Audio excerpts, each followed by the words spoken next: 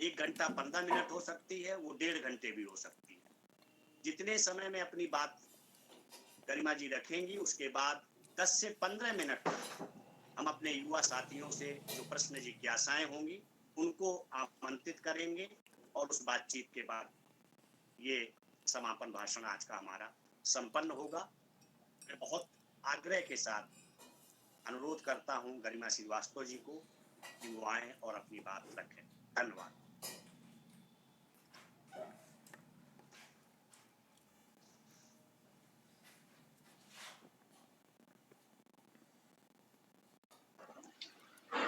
Ma'am unmute कर लीजिए आप, आपका म्यूट है। अपना माइक अनम्यूट कर लीजिए। हाँ, आप सभी का बहुत बहुत आभार और आदरणीय प्रोफेसर संतोष भदौरिया जी, आपने मेरी तारीफ कुछ ज़्यादा ही कर दी।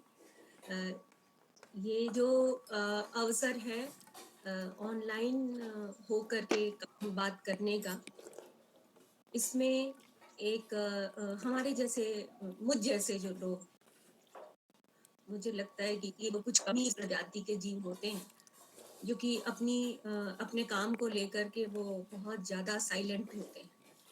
तो ऐसे एक बहुत ही चुपचाप व्यक्ति को सामने लाने के लिए ये वैसे ही है जैसे किसी को हाइबरनेशन से निकाल करके आप जो जीव जंतु होते हैं वो सर्दियों में जैसे अंदर चले जाते हैं, उनको बाहर निकाल करके और उनसे संवाद करने की कोशिश करना। और ये कोशिश प्रोफेसर संतोष भदौरिया कर रहे हैं और उनका ही ये आग्रह था कि नहीं, आप जरूर आइए और सबसे आपकी बातचीत हो। तो इसके लिए मैं उनकी बहुत बहुत आभारी हूँ और इलाहाबाद विश्वविद्यालय की सांस्कृतिक समिति की भी मैं आभारी हूँ। इससे पहले इलाहाबाद में फिजिकल लेक्चर हुआ था और उसका जो विषय था वो जो स्त्री मुक्ति और युद्ध और स्त्री, इस तरह का एक विषय था। मुझे उसका शीर्षक ठीक ठीक याद नहीं है। सभी विभागीय सहयोगी जो इलाहाबाद विश्वविद्यालय के हैं और आप सभी देश के दूसरे भागों से जुड़े हुए लोग जो इस समय मेरे साथ जुड़े हुए हैं, उन सबका बहुत बहुत आभार, क्योंकि आप अपना एक प्राइम टाइम निकाल करके यहाँ पर उपस्थित हैं और मेरी बात को सुनने या मेरा जो काम है उसके बारे में मुझे बताने का जो आपने अवसर दिया है, इसके लिए मैं बहुत बहुत आभारी हूँ। मैं पिछले लगभग 10 सालों से या इससे भी ज़्यादा स्त्रियों के आत्मकथा लेखन पर काम कर रही हूँ और मेरा जो क्षेत्र है वो क्षेत्र मैं आपको ये कहूँ कि बढ़ता ही जा रहा है। उसका कारण ये है कि पहले मैंने ये सोचा था कि मैं हिंदी में सिर्फ हिंदी में स्त्री आत्मकथाओं पर काम करूँगी। हिंदी में जब मैंने स्त्री आत्मकथाओं पर काम करना शुरू किया तो मेरे सामने एक बहुत बड़ा संसार खुल गया और मुझे ये लगने लगा कि क्या भारतीय भाषाएं, जो अन्य भारतीय भाषाएं हैं, उनमें भी आत्मकथाएं लिखी गई हैं। और जब मैं विदेश गई तो वहाँ पर मुझे ब्लैक विमेन या कह लीजिए कि अश्वेत स्त्रियां जो थी, उनकी आत्मकथाओं के 17वीं शताब्दी से उनकी जो आत्मकथाएं उन्होंने लिखी, उन आत्मकथाओं के प्रमाण मुझे मिलने लगे और इस तरह से धीरे धीरे इसका क्षेत्र विस्तार होता गया। चूंकि समय की भी सीमा है और प्रत्येक आप में से हर व्यक्ति आत्मकथाओं पर, वो भी स्त्रियों की आत्मकथाओं पर रुचि ही ले, ये जरूरी तो नहीं है, ये अनिवार्य भी नहीं है। स्त्रियों की आत्मकथाएं हम क्यों पढ़ें? अक्सर ये प्रश्न उठाया जाता है कि स्त्रियां, दलित, आदिवासी, ये लोग आत्मकथाएं जो लिखते हैं या अपनी बातों को जब वो कहते हैं तो वो उनका रोना गाना, उनका जो उनकी आत्मवेदना है, वही घूम फिर करके बार बार रिपीट होगी, रिपीटेटिविटी उसमें बहुत ज्यादा होती है, दोहराव बहुत ज्यादा होता है। तो इनकी आत्मकथाएं हम पढ़ें। एक सवाल। दूसरा सवाल स्त्री आत्मकथाओं को देखने का नजरिया कि ये जो स्त्रियां आत्मकथाएं लिखती हैं किन्हीं भारतीय भाषाओं में, विश्व के प्रत्येक देश में आत्मकथाएं लिखी जा रही हैं, लिखी जाती रही हैं। हम कितना जानते हैं ये अब हम पर निर्भर करता है, और कोई भी व्यक्ति इतना जानकार नहीं हो सकता कि वो पूरे विश्व के समूचे परिदृश्य को जान सके कि कौन कितनी आत्मकथाएं लिखी जा रही हैं, किन किन भाषाओं में लिखी जा रही हैं, कब कब लिखी जा रही हैं। लेकिन आश्चर्य की बात है कि 20वीं शताब्दी में अकेले अमेरिका में बहुसांस्कृतिकता के कारण कह लीजिए, अकेले अमेरिका में 20वीं शताब्दी में अब 55,000 से ज्यादा आत्मकथाएं मिलती हैं। और 20वीं शताब्दी में ये जो आत्मकथाएं 55,000 मिलती हैं, इन्होंने आत्मकथाओं के प्रकाशन की एक नई जमीन तैयार की। इस जमीन पर भी हमारा ध्यान जाना चाहिए। और ये जो आत्मकथाएं हैं, इनको लिखने के लिए हमारे लिखने से पहले 2-3 सवालों से हमें जूझना पड़ेगा।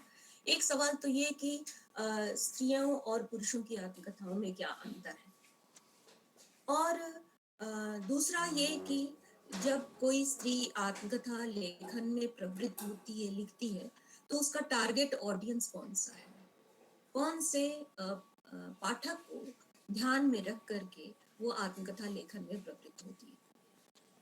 तीसरी बात कि क्या वह आत्मकथा में अपना वही आत्म अभिव्यक्त करती है जो कि उसका वास्तविक आत्म होता है।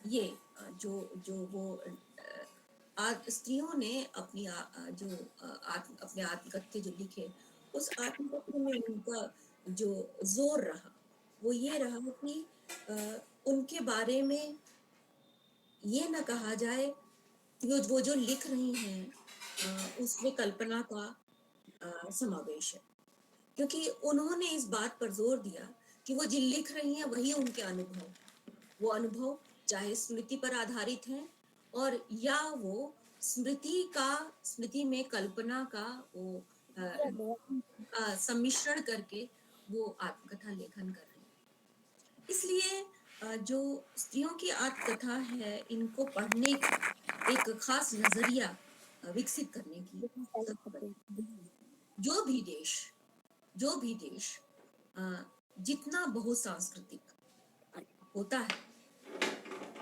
और जितनी भाषाएं, जितनी सारी संस्कृतियां वहाँ पर प्रचलित होती हैं, वहाँ पर उतने बड़े पैमाने पर आत्मकथा लिखी जाती है।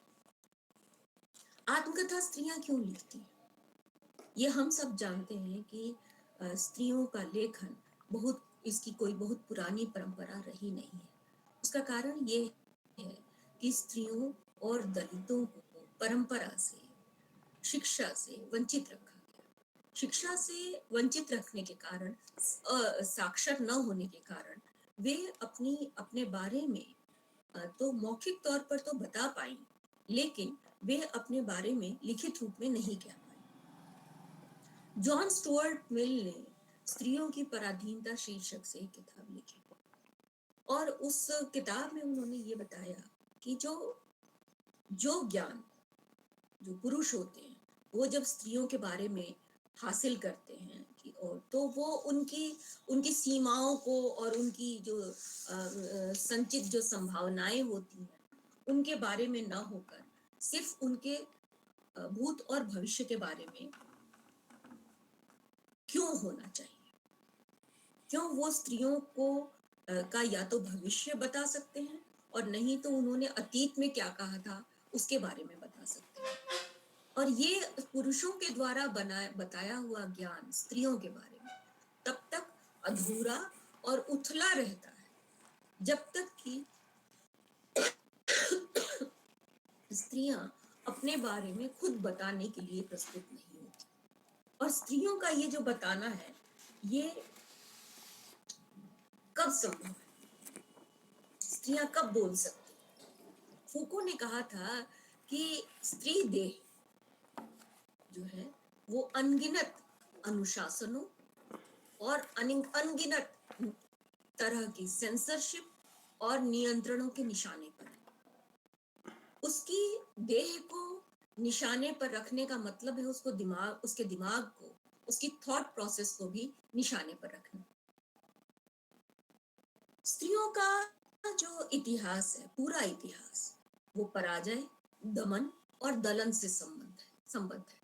और ये हम सब अच्छी तरह से जानते हैं कि जो भी जाति, जो भी समुदाय दमित होता है, दलित होता है, उठ नहीं पाता, उसका इतिहास नहीं लिखा जाता।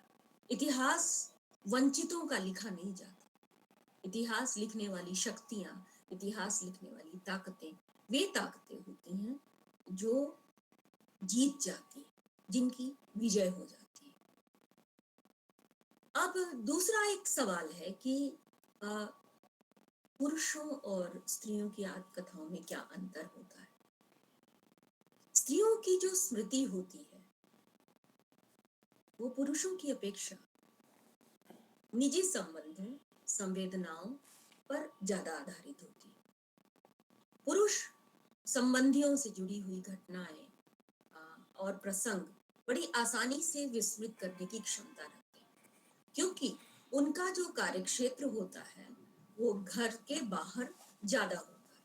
इसलिए उनके जीवन में नित्य नए प्रसंग आते हैं। ऐसी स्थिति में पुराने प्रसंगों को भुला देना या विस्मृत कर देना बहुत आसान है। लेकिन जहां तक स्त्रियों का संबंध है, स्त्रियां जो होती हैं वो आसानी से किसी घटना को भुला नहीं पाती। उन जो घटनाएं उनकी संवेदना को प्रभावित करती हैं, किसी न किसी रूप में वो उन घटनाओं और उन चरित्रों को भुला नहीं पाती। और उसमें आप देखते हैं कि उनमें अपनी बात को कहने में एक तरह की धारावाहिकता, मैं इसको संगीतमयता कहती हूँ, एक तरह की धारावाहिकता होती है कि आप सिर्फ कल्पना करें, या कल्पना क्या करनी है, आपने कहीं ना कहीं अनुभव किया होगा जब स्त्रियां आप किसी रेल में सफर कर रहे हैं और स्त्री से बात कर रहे हैं और स्त्रियां अनायास ही आपसे या तो निजी प्रश्न पूछने लगती हैं, और निजी प्रश्न पूछने के साथ साथ वो अपने बारे में बताने लगती हैं। ये जो धारावाहिकता है, कथन की धारावाहिकता, वो स्त्रियों में इतनी ज्यादा होती है कि एक घटना के बाद दूसरी घटना, दूसरी घटना के बाद तीसरी घटना, उनमें वो याद आती रहती है, एक के बाद एक याद आती रहती है। और इतनी ज्यादा याद आती है, वो स्मृतियां इतनी ज्यादा ठोस होती हैं, आप इसको कह लीजिए, कि वो सामने वाला सोचता है कि क्या इनको बचपन से अब तक की सारी घटनाएं याद है। आप किसी स्त्री को कुरेद करके देखिए, वो सीधे अपने बचपन से लेकर के युवावस्था, विवाह, संतानोत्पत्ति और पिता की मृत्यु, माँ का जाना, किसने उसको क्या कहा था, इन सारी घटनाओं के सामने आपके सामने उपस्थित होती है। तो खैर, जो मैनेजर पांडे ने एक लेख लिखा था, सार्वजनिक चौराहों पर व्यक्तिगत चेहरे, और वो लेख शायद 2004 के हंस में छपा था। और उस लेख में उन्होंने कहा था कि भारत में आत्मकथाएं क्यों नहीं लिखी गई। इस सवाल का उन्होंने जवाब लिखा था कि भारत में पुरुषों ने तो आत्मकथाएं इसलिए नहीं लिखी क्योंकि उन्हें सच बोलने की आदत नहीं, और स्त्रियों ने इसलिए नहीं लिखी क्योंकि उनको सच बोलने का साहस नहीं, उन पर सेंसरशिप के दबाव। एक स्त्री पर लिखते समय सेंसरशिप के बहुत सारे दबाव होते हैं। ये सेंसरशिप कई तरीके से काम करती है। ये पारिवारिक सेंसरशिप होती है, ये समाज की सेंसरशिप होती है, ये सेल्फ सेंसरशिप भी होती है। और अगर स्त्री कामकाजी है तो कामकाज की जो जगहें हैं उनकी भी एक तरह की सेंसरशिप होती है, जिसे हम कहते हैं कि लोग क्या कहेंगे। मैंने प्रोफेसर निर्मला जैन, मैं उनकी स्टूडेंट रही हूँ, तो मैंने उनसे पूछा था कि आपने चीजें अपने जमाने में हम जो आत्मकथा लिखी है उसमें आपने मेंशन नहीं की। तो उन्होंने कहा था कि तुम्हें मालूम है अगर मैं ये सब कुछ सच कह देती तो क्या होता। यानी सेंसरशिप, जमाना क्या कहेगा, लोग क्या कहेंगे, समाज क्या कहेगा, समुदाय क्या कहेगा, ये जो तनाव है वो स्त्रियों पर बहुत ज्यादा होता है। इसलिए उनकी आत्मकथाओं में सच का, जिसे आप सच कहते हैं, उसका उसका जब समावेश होता है तो थोड़ी सी कल्पना की छौंक के साथ होता है। लेकिन स्त्रियां आत्मकथाएं कब लिख सकती हैं? स्त्रियां आत्मकथाएं कब लिख सकती हैं? निश्चित रूप से उत्तर है जब वे दुस्साहसिक होती, यदि साहस नहीं करती अपने बारे में सच लिखने का, और अपने आप से नजरें मिलाने का साहस नहीं करती, तो वो आत्मकथा नहीं लिख सकती। बार्नी बुश ने इसके बारे में कहा कि हमारे, मतलब स्त्रियों के बारे में, कि हमारा सबसे जो सुंदरतम पक्ष है, वो पक्ष है हम हमारा अपने घरों से प्यार, अपने नाते रिश्तेदारों से प्यार, अपने बच्चों से प्यार, अपने विद्यार्थियों से प्यार। लेकिन हमारा कुरूपतम पक्ष ये है, वो है दुस्साहसिकता। एक स्त्री जो कि आपके सामने बहुत मुस्कुरा रही है, बहुत मीठी वाणी बोल रही है, ये जरूरी नहीं कि वो आपको समझ भी नहीं रही है। और ये जो उसका समझना है, उसका समझ जाना है, ये उसके आत्मकथा, वो जितना ज्यादा समझेगी समाज को, अपने जातीय समुदाय को, अपने अपने अपने साथ होने वाले लैंगिक विभेद को, उतनी ज्यादा वो प्रामाणिक आत्मकथा लिखेगी। मैं कुछ समय का ध्यान रखते हुए मैं कुछ आत्मकथाओं का जिक्र करूंगी। मुझे लगता है कि पहले की आत्मकथाएं तो आपने पढ़ी ही होंगी, तो इसलिए पहले की आत्मकथा मैं कुछ भाषाओं में से अलग अलग तरह की आत्मकथा आपके सामने रखना चाहूंगी, उनकी चर्चा करना चाहूंगी। एक आत्मकथा आई नलिनी जमीला की, autobiography of a sex worker, जो कि मलयालम में लिखी गई, 2003 में आई। इस आत्मकथा के आने के 100 दिन के भीतर भीतर इसके 10 संस्करण आ गए। 10 संस्करण आने का कारण ये था कि जैसे ही लोगों को ये पता चला कि एक स्त्री, एक सेक्स वर्कर अपने बारे में लिख रही है, लोगों को शीर्षक से ही इतना आकर्षण हुआ कि वो इसकी खोज खबर लेने लगे, और बाजार में प्रतियां आती थी और प्रतियां बिक जाती थी। हालांकि जब आप इस आत्मकथा को पढ़ते हैं तो इसमें वैसे कोई जिसे पुरुष समाज मसालेदार चीज कहता है, वैसा इस आत्मकथा में कुछ भी नहीं। सिर्फ ये है कि नलिनी जमीला अपनी उन कठिनाइयों और अपने उन संघर्षों का चित्रण करती है, जिक्र करती है, जो संघर्ष उसने बतौर देह श्रम को अपने पेशे के तौर पर अपनाते हुए किए। चाहे वो संघर्ष ग्राहकों के साथ हो और चाहे वो संघर्ष पुलिस के साथ। वो लिखती है autobiography of a sex worker में कि जो कम उम्र के नौजवान आते थे उसके बतौर ग्राहक, उससे उन्हें डर लगता था। वो कहती है कि उससे वो डरती थी क्योंकि वो तरह तरह के दैहिक प्रयोग किया करते थे, और वो बाद में लड़ झगड़ करके पैसे भी नहीं देते थे, और बहुत ज्यादा तकलीफ देते थे और तकलीफ देकर चले जाते थे। वो पुलिस के जो कर्मचारी हैं, उनका आकर के और फ्री में अपना उसको एक स्त्री देह को भोग करके चले जाने का जिक्र वो बार बार करती है। वो ये भी बताती है कि कैसे एक बार उसको एक ऑटो रिक्शा ड्राइवर ने कहा कि फलां जगह चलना है, और जब वो उसके साथ चली गई तो उसने कहा कि एक जगह जाना है जहां पर कि कुछ और लोग भी आएंगे। और इसको जैसे ही पता चला और एक जगह ऑटो खराब हो गया शायद, तो वहां वो बगीचे के पास एक चारदीवारी थी, वो चारदीवारी के भीतर कूद करके उसने रेत में गड्ढा करके अपने आप को छुपा लिया। और फिर वो लोग उसको ढूंढने के लिए आए, और उसका कहना है कि कम से कम 12-13 लोगों की पदचापें थी। वो रात भर उस गड्ढे में खुद को छुपा करके चुपचाप लेटी रही, और सवेरे जाकर के उसने पुलिस में रिपोर्ट किया। वो ये भी बताती है कि जब उसकी बेटी थोड़ी बड़ी होगी, किशोरावस्था में पहुंच गई, और कैसे उसको लोगों ने धोखा दिया, और कैसे विवाह का वायदा करके लोगों ने उसके साथ उसकी बेटी के साथ भी संपर्क बनाने की कोशिश की और कैसे उसने अपनी बेटी को बचाया।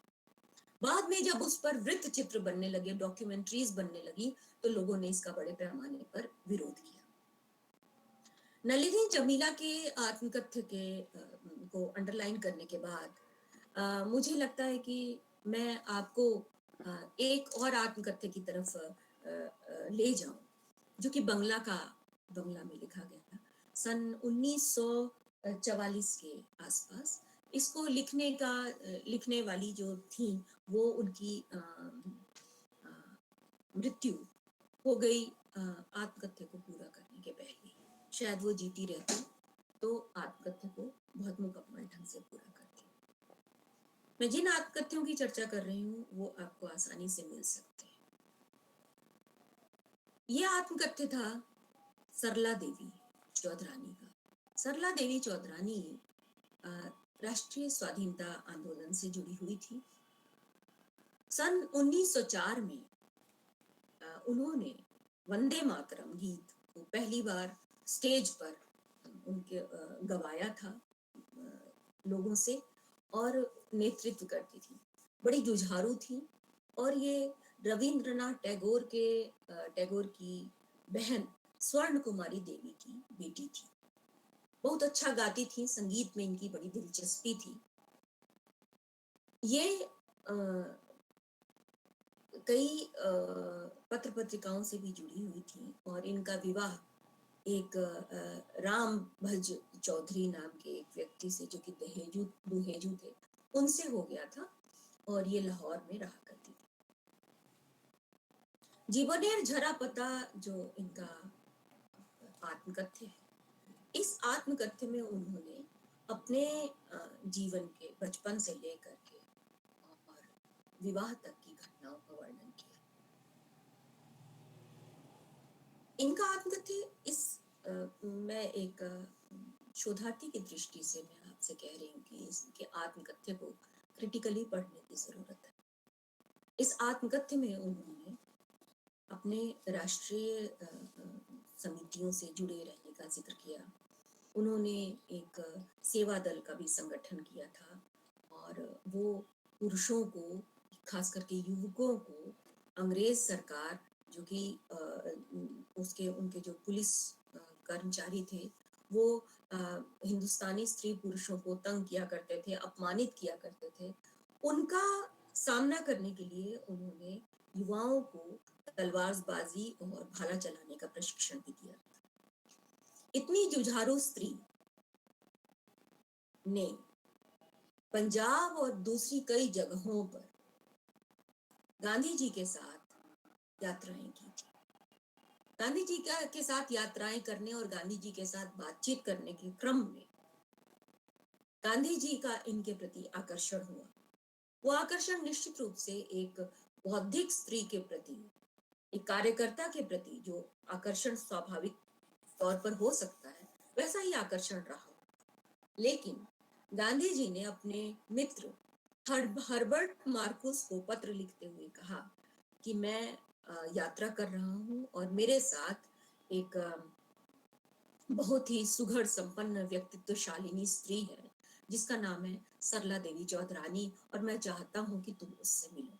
गांधी वांग्मय के खंड 17, 18, 19 में आपको गांधी जी के वे पत्र मिलते हैं जो उन्होंने सरला देवी चौधरानी को लिखे थे।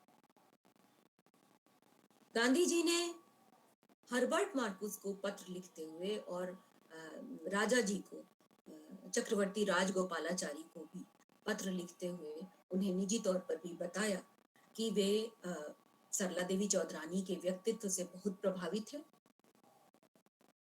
उनके गुणों से प्रभावित हैं, उनकी भाषण कला और लेखन कला से प्रभावित हैं, और उन्होंने उन्हें बौद्धिक पत्नी, आध्यात्मिक पत्नी का दर्जा दिया। उन्होंने कहा कि मेरा इससे आध्यात्मिक विवाह हो गया। इसको आगे चल करके जिन्होंने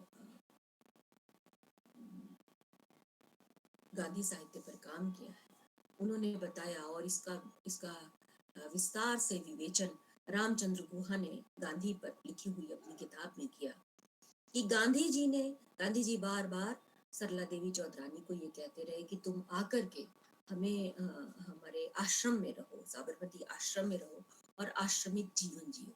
सरला देवी चौधरानी आश्रम में जाकर के निरंतर नहीं रह पाई। उसका कारण ये था कि वो अपना परिवार, अपने बच्चे, अपने पति को छोड़ना नहीं चाहती थी। सरला देवी चौधरानी ने क्या झेला होगा, इसकी हम कल्पना नहीं कर सकते।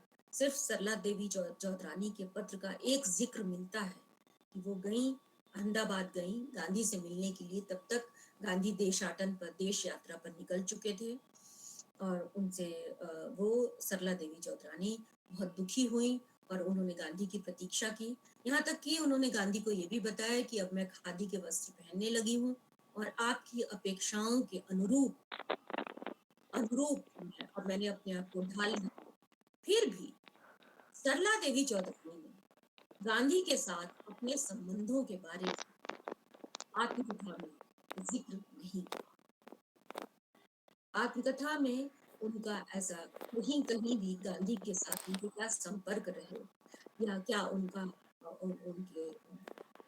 भावात्मक संबंध रहे, बौद्धिक संबंध रहे, किस तरह से गांधी ने उन्हें प्रेरणा दी, इसके बारे में सरला देवी चौधरानी कहीं नहीं कहती। लेकिन गांधी अपने पत्रों में, गांधी का जो वाङ्मय है, उस वाङ्मय में गांधी उन पत्रों का हमें पूरा प्रामाणिक जिक्र मिलता है जहाँ पर वे सरला देवी में संबंध।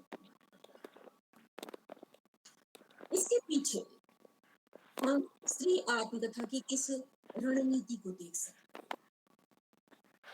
दरअसल आत्म को यथावत रखने के लिए आप में से शायद किसी का माइक है, वो ऑन है। और अर्पण सिंह, आपका माइक ऑन है, प्लीज कर दीजिए, म्यूट कर दीजिए। जी मैम जी। किसी का, जी शुक्रिया। तो दरअसल दिक्कत ये है कि एक स्त्री के लिए जिस अपने आत्म को यथावत रखने के लिए जिस नैतिक साहस की जरूरत पड़ती है, वो प्रचंड नैतिक साहस होना चाहिए। और दांव पर लगता है उसका परिवार, उसके बच्चे, उसका यश, उसकी उपलब्धियां।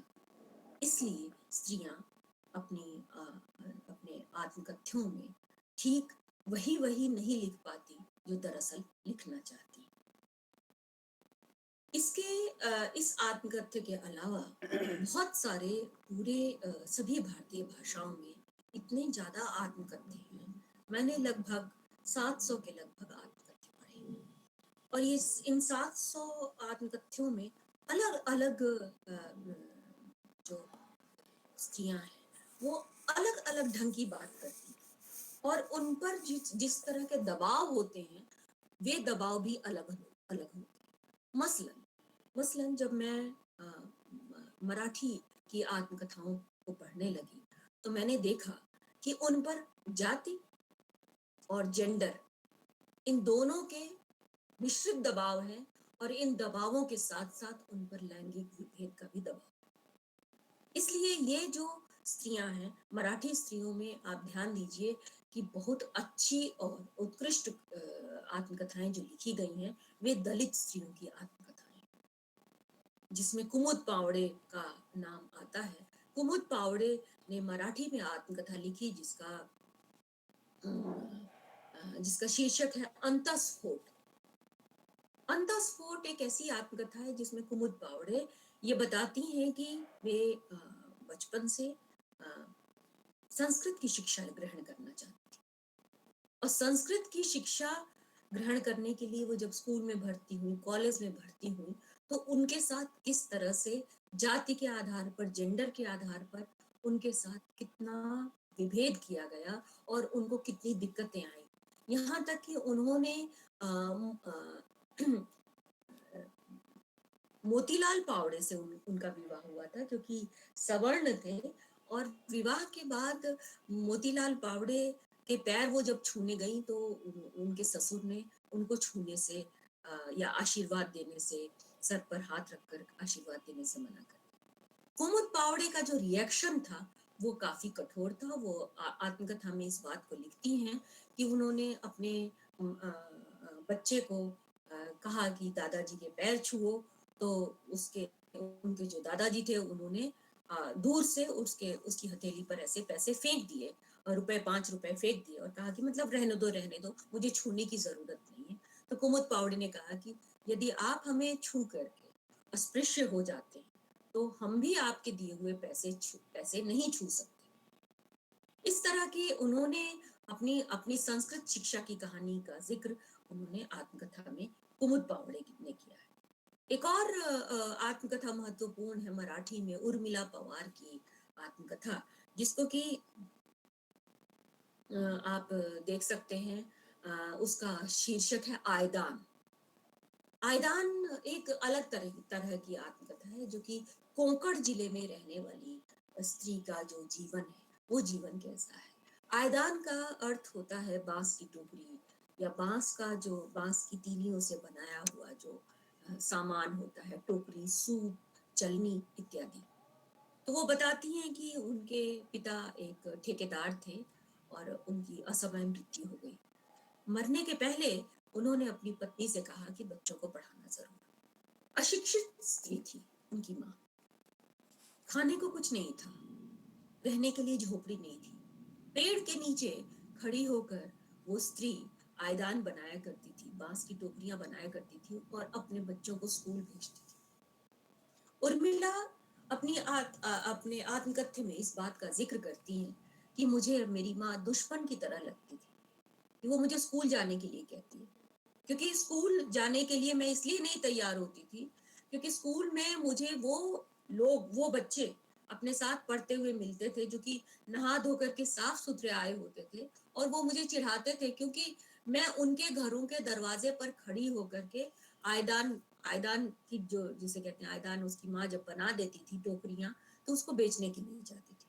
और बच्चे जब उसको देख लेते थे तो उसकी जाति के नाम से पुकारते थे और उसको बहुत बुरा लगता था। ये जो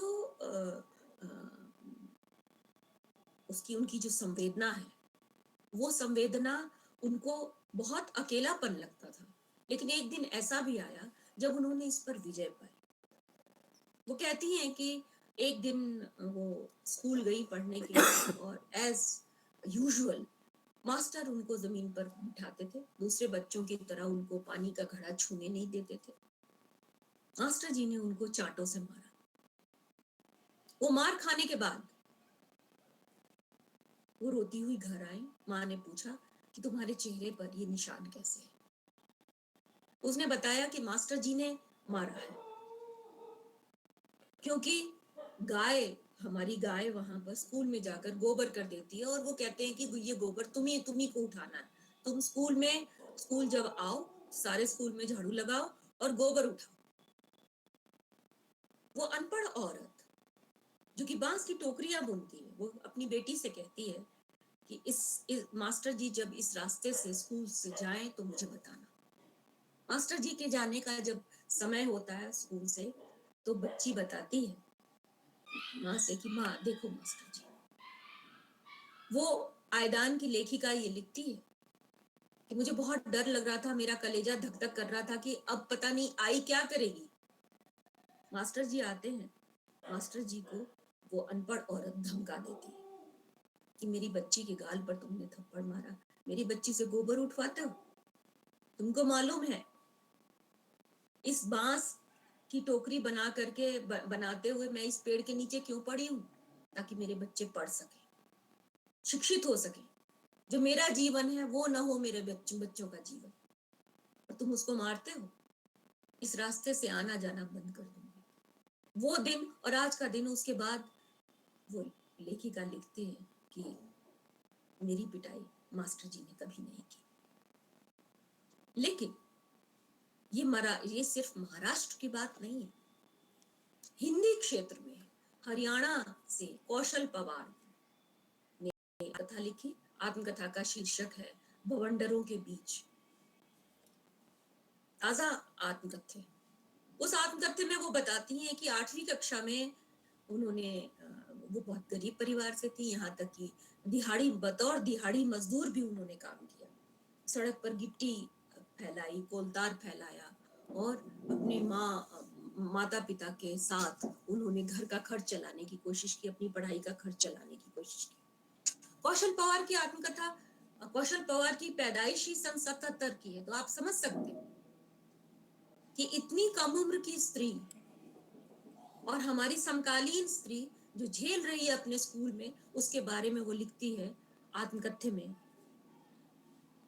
कि मैंने तय किया था कि संस्कृत पढ़ूंगी 8वीं कक्षा में, मैं संस्कृत लूंगी। मैंने मास्टर जी से कहा कि मैं संस्कृत पढ़ना चाहती हूँ।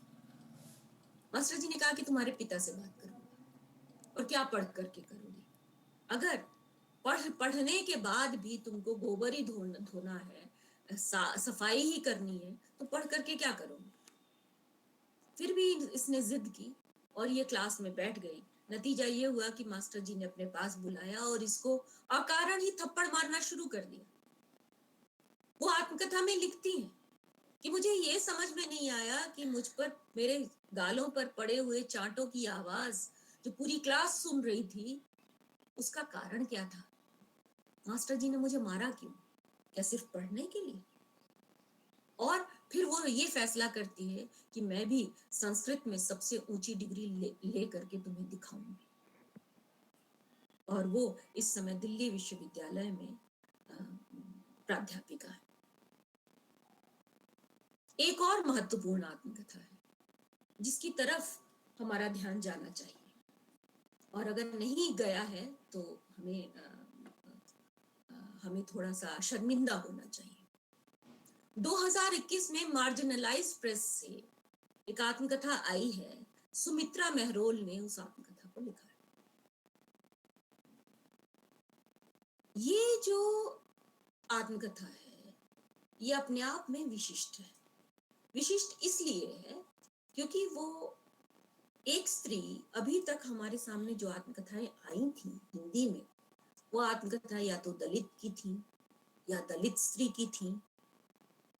स्त्री होना और दलित होना ये दोहरा अभिशाप था जिसके बारे में कौशल्या बेसंत्री ने भी लिखा था।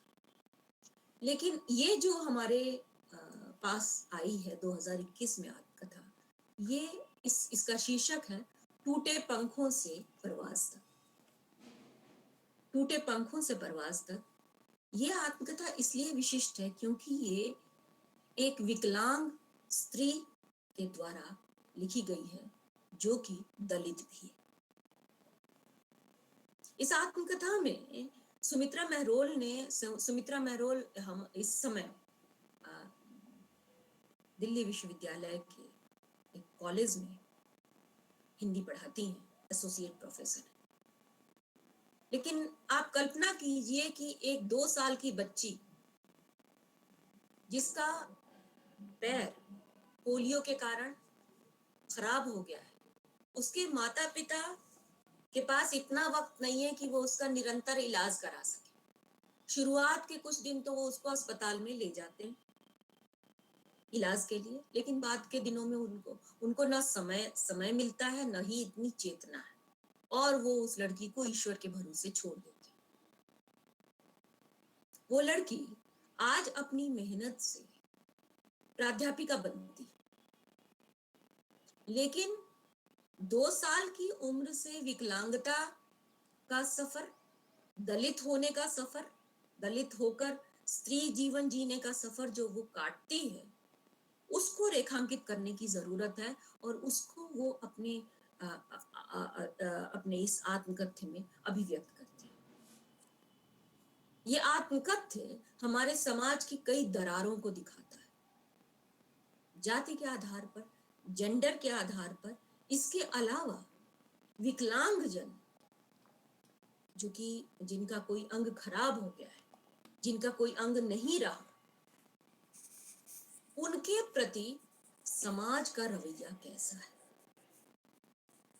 हमारी सार्वजनिक सेवाएं, अस्पताल, परिवहन, शैक्षिक संस्थान, इनका रवैया कैसा है। और इसके साथ हमारी मनोसामाजिकी कैसी है, इसको बताने के लिए ये आत्मकथ्य पढ़ा जाना चाहिए। वो लिखती हैं आत्मकथ्य में कि वो अपनी सहेलियों के साथ कॉलेज जाती थी, तो सहेलियों के समूह में रहना चाहती है, उनसे बात करना चाहती है बार बार, और सहेलियां उनको छोड़कर अचानक उनको बिना बताए कैंटीन की तरफ जल्दी जल्दी तेज दौड़ करके चली जाती। वो लिखती हैं कि मैं हांफते, लंगड़ाते, घिसटते हुए उनके पीछे जाती, लेकिन उनमें इतनी सदाशयता नहीं थी कि वो उनको उनके लिए रुक जाएं या ठहर जाएं। विकलांग स्त्रियों की आत्मकथा अंग्रेजी में हमें बहुत सारी मिलती है। हिंदुस्तान में भी जो अंग्रेजी में जो लोग लिखते हैं, उन लोगों में भी लगभग 10 आत्मकथाएं लिखी गई, लेकिन हिंदी में किसी स्त्री ने आत्मकथा लिखने का जो साहस जुटाया है, वो सराहनीय है, सराहनीय भी है। साथ ही ये आत्मकथा हमें एक तरह से कह लीजिए हमारे समय और समाज को, क्योंकि ये आत्मकथा बिल्कुल ताजा है, 2021 में ही छपी है, शायद 2-3 साल पहले लिखी गई होगी। इस आत्मकथा के माध्यम से हम समाज की जो दरारें हैं और समता मूलक समाज की दिशा में हमारे जो प्रयास हैं और हमारे मन के भीतर जो बैठा अलोकतांत्रिक व्यक्ति है, उसका पर्दाफाश ये स्त्री करती है। तो मेरा समय समाप्त हो गया है क्योंकि प्रोफेसर संतोष भदौरिया जी आ गए हैं। तो मेरी बात खत्म नहीं है, खत्म हो नहीं सकती। कारण ये है कि यदि मैं आपको हर भाषा की आत्मकथाओं के बारे में बताऊं, मसलन वीरम्मा के बारे में अगर मैं आप बताऊं आपको, मैं आपको तमिल आत्मकथाओं के बारे में बताऊं, तो बात बहुत लंबी हो जाएगी, और उतनी लंबी बात का आपके पास अब शायद आपके आयोजकों के पास समय न हो, तो मैं अपनी बात यहीं पर खत्म करती हूँ। जी प्रोफेसर संतोष भदौरिया जी।